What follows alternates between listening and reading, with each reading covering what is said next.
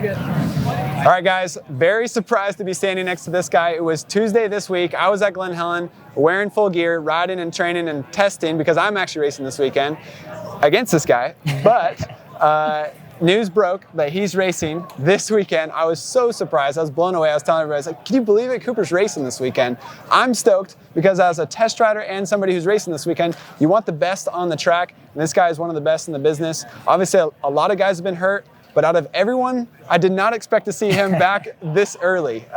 So you posted a video originally saying 6 to 8 weeks, maybe catch the last half of the series or the last 3 weeks. What changed?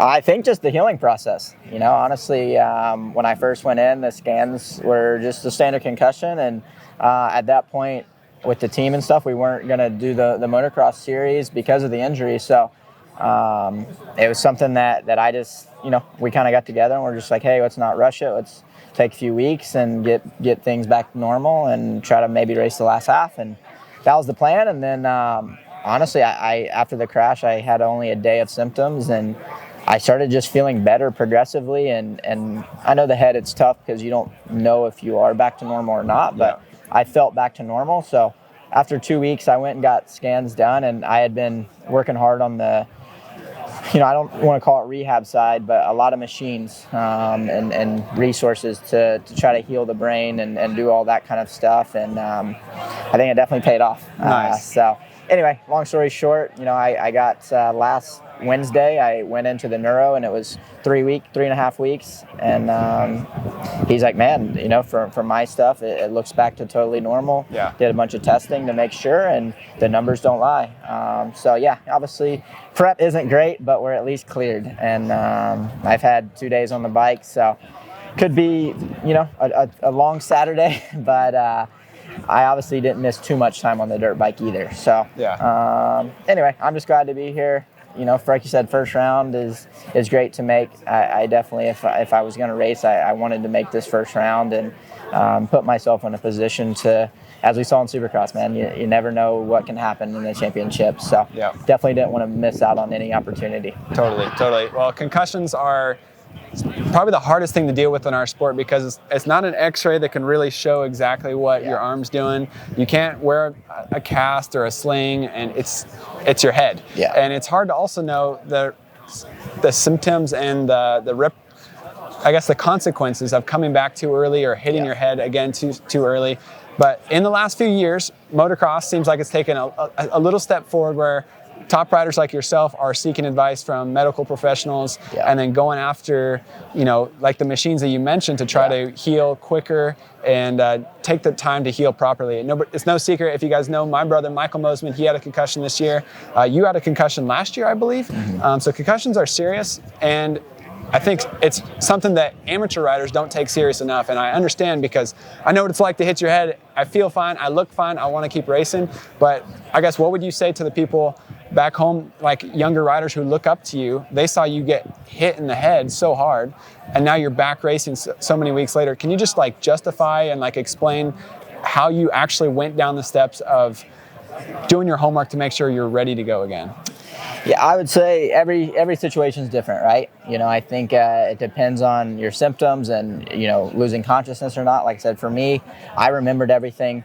I remembered the crash. I remember everything. I you know, unfortunately, I tried to get up and, you know, was a little out of it. But I think every concussion is different. And like you said, I do think it's super important to have a baseline. You know, in Supercross, they make us every year do a baseline testing to get numbers. And for me, that's a great, you know, at the time, it's like, man, we just want to race. Why we got to do this stuff? But once that you experience it, it's good to know. And like you said, I think it has evolved a lot. Just the technology in the world that we live in now is so advanced, and to be able to scan your brain and see the differences and everything like that. I'm obviously not too knowledgeable on how it all works, but you saw the right people. I did, exactly. And like you said, and you take the right steps to make it right. Because like you said, it is your brain, and it's you don't want to have any post-racing traumas or anything to do that. So like I said, I know my body and myself, and I definitely wouldn't be racing if I was going to put anything at risk. And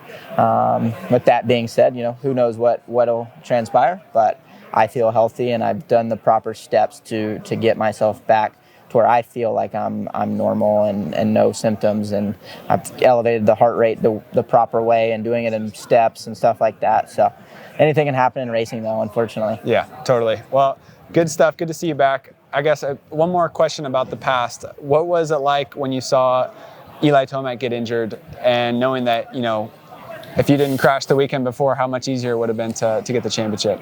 It was really tough for me. I'm not gonna lie. You know, I did, when I got hurt, I didn't watch the race, but I woke up Sunday morning and had texts and stuff and saw what had happened, and was honestly mind blown. I really was. You know, it was just so unfortunate for Eli the way that happened, and like you said, then the what ifs and just rerun scenarios nonstop in your head. So that's why I want to be here for the start. Like you said, you never know what is actually going to transpire in racing, but I think it was also a lot of fire in me now to you know, I lost the Supercross championship obviously with that injury, and now we're fired up for the future. And it's easy to dwell on the past, but shit happens for a reason. I truly believe that, and we'll see what happens. All right, well, now let's stop talking about the bad stuff. Let's make a case for why you should do well this year, because you said it was 3.5 weeks you were off the bike. Yeah, total. Yeah, so that's not a lot of time. You rode all off season, all Supercross season. You were getting better and better throughout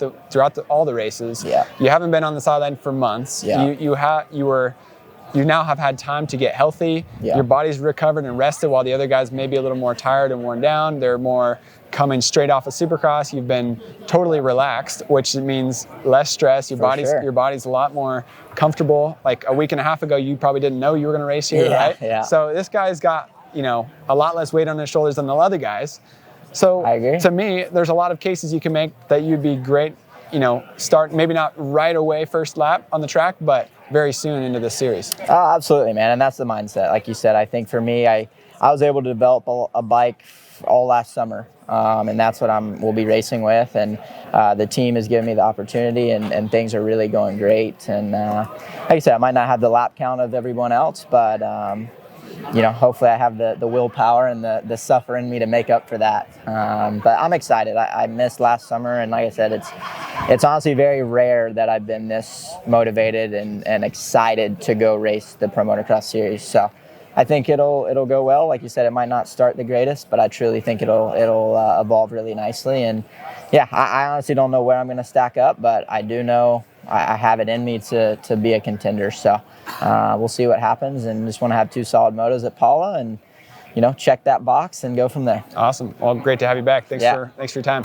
See you on the gate, man. Let's do it. Better watch out.